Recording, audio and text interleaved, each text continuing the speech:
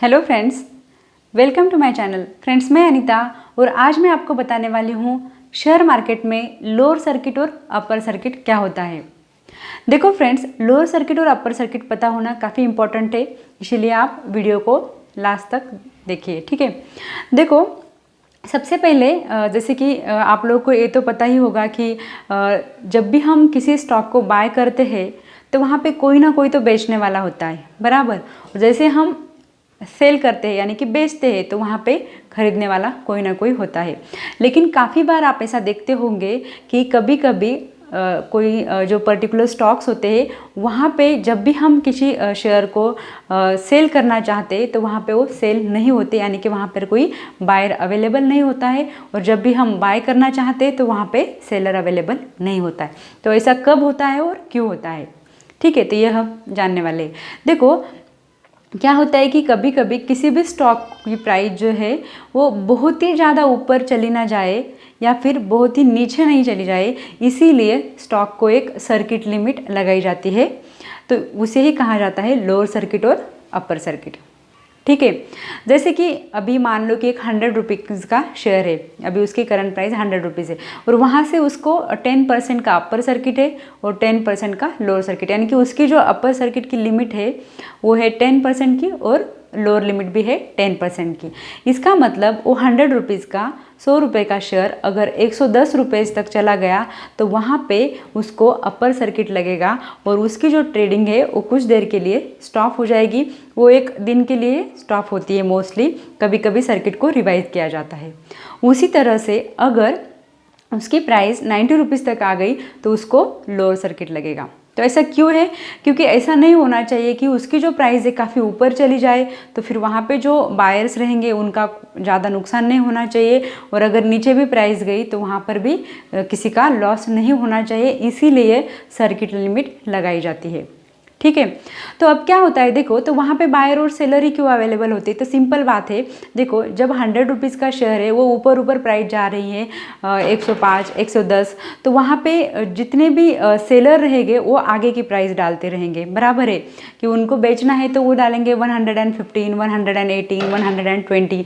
तो जो खरीदने वाले हैं तो वो भी अगर खरीदते रहेंगे, वो भी सेल करते रहे तो प्राइस ऊपर चली जाएगी, बराबर है। तो उसकी प्राइस बढ़ रही है तो वो क्या कर रहे हैं, आगे की प्राइस डाल रही है, लेकिन वहाँ पे 110 रुपीज़ को ही ट्रेडिंग स्टॉप की जाती है। तो जितने भी सेलर है उन्होंने तो ऑर्डर आगे की लगा के रखी है, बराबर है, 110 के बाद की। तो जो भी बाय करना चाहते हैं तो उनको तो वो बाय नहीं होता, क्योंकि 110 तक कोई सेल करने वाला ही नहीं है। तो उस सिचुएशन में अगर आप ऑर्डर्स में जाके देखेंगे उस पर्टिकुलर स्टॉक के, तो वहाँ पे आपको सिर्फ बायर नज़र आएंगे, वहाँ पे कोई भी सेलर के ऑर्डर आपको दिखाई नहीं देगी, क्योंकि सेलर के ऑर्डर उस प्राइस के अंदर है ही नहीं। उसी तरह से जब लोअर सर्किट लग जाता है तो वहाँ पर भी जो बाय करने वाले होते हैं, जैसे कि हमने 90 रुपीज़ का एग्जांपल लिया है, तो बाय करने वाले जितने भी बायर्स है उन्होंने 19 रुपीज़ से कम प्राइस पे बाइंग के ऑर्डर डाली है, जैसे कि 89 रुपीज़ 88 रुपीज़ या 85 रुपीज़, इस तरह से।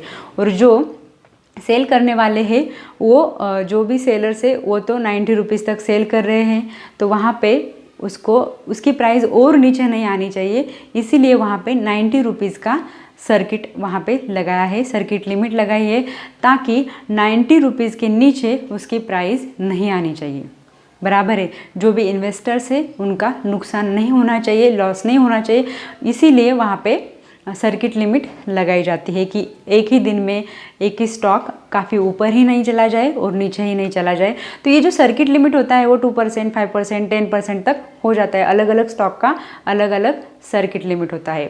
तो देखो ये सर्किट जब भी लगता है किसी पर्टिकुलर स्टॉक को तो आपको पता होना चाहिए, ऐसा नहीं होना कि किसी स्टॉक को लोअर सर्किट लग रहा है और आप उसमें बाय ही कर रहे हो, बराबर है ना, क्योंकि आगे जाके आपको सेल करना है तो उसको कंटिन्यू भी लोअर सर्किट अगर लग गया, 2-3 दिन भी लोअर सर्किट लगता है तो आप उसे बेच नहीं पाएंगे, बराबर है। और लगातार जो है लोअर सर्किट लग गया तो नीचे नीचे ही आता रहेगा ना स्टॉक।